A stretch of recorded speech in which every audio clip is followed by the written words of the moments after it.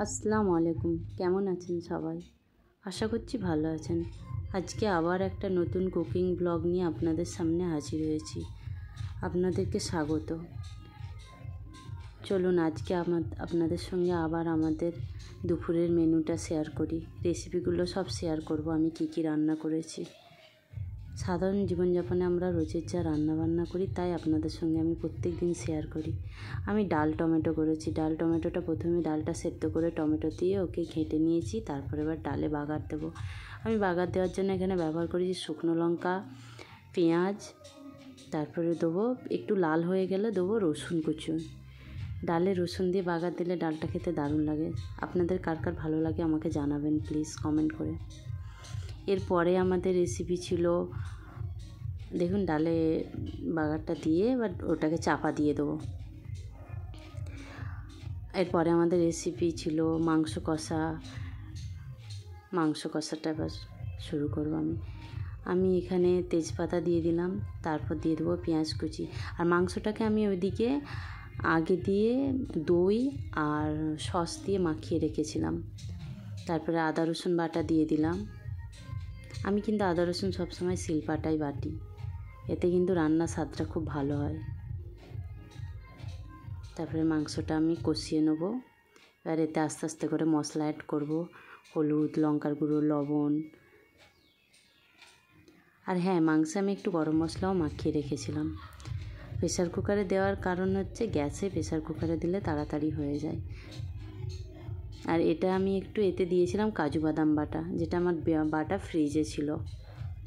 তারপরে এটাকে আমি এবার সিটি হতে দিয়ে দেবো। এরপর আমি শুরু করব বাঁধাকপি, যেটা মাছের মাথা দিয়ে করেছি। এর জন্য আমি প্রথমে শুকনো লঙ্কা, জিরে, তেজপাতা এগুলো ফোড়ন দিয়ে দেবো। এই জিরে বলছি, 5 ফোড়ন দিয়ে পেঁয়াজ দিয়ে দেবো। আর এতে একটু আদা রসুন দেবো। এই বাঁধাকপি মাছের মাথা দিয়ে খেতে খুব ভালো লাগে। দেখুন আস্তে আস্তে সব মশলাগুলো দিয়ে দিয়েছি। এরপরে আমি এতে গাজর, আলু দিব, বাঁধাকপিগুলো দিয়ে দেবো।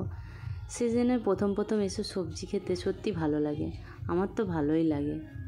আর প্রথমের দিকে সেই সবজির স্বাদগুলোও ভালো হয়। এতে একটু ক্যাপসিকাম আর টমেটো কুচি দেবো।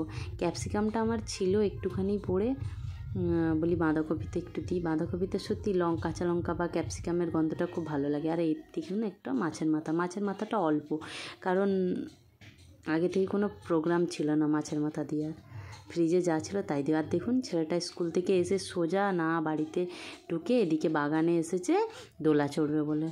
ওকে একটা দোলা তৈরি করে দিয়েছে, সেই দোলনাটা দেখুন ড্রেসও খুলেনি, দোলা চড়বে। এত বলছি যে চলো বাড়ির ভেতরে চলো, ড্রেস খুলে এসে চড়বে, বলছে না আমি আগে একটু দোলা চড়ে নিই। এটা হচ্ছে আমাদের সামনের বাগান, দেখুন পরিবেশটা খুব সুন্দর না?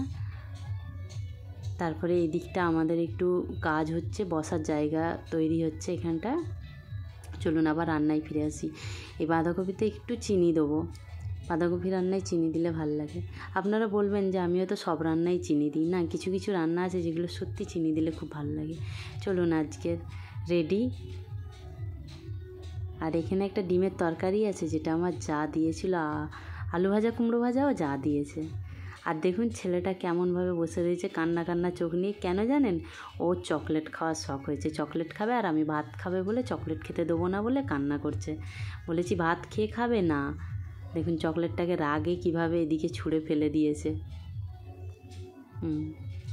চকলেটটা খাবে বলে কান্না করছিল। ভাত খেয়ে